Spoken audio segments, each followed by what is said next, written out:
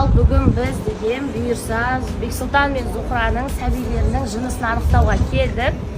Қазір кім болатынын ең бірінші болып мен білемін.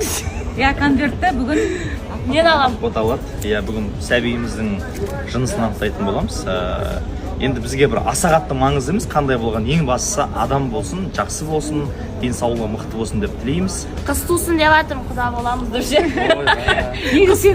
ойыңша қалай? Менің ойымша қыз сияқты. Менің ойымша ұл сияқты, енді көреміз бұйырса қалай болады. Менің ойымша егіз сияқты деп тұрсың.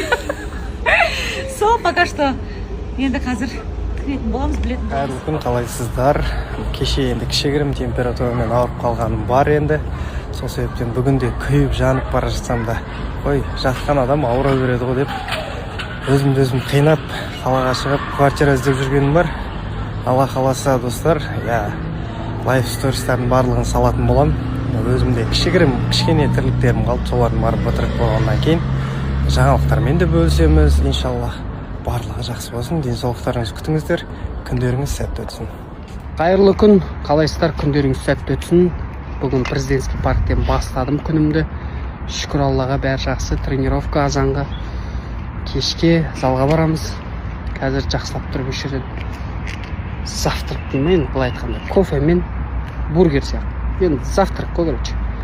Ас болсын. У меня беда, не беда десеңіздер, менің 410 мың подписчигі бар TikTok аккаунтым блокқа кетті. Қанша күнге кеткен белгісіз. Так что қазір на аккаунтым, новый аккаунтым. Сіздерден тек қана қолдау күтемін.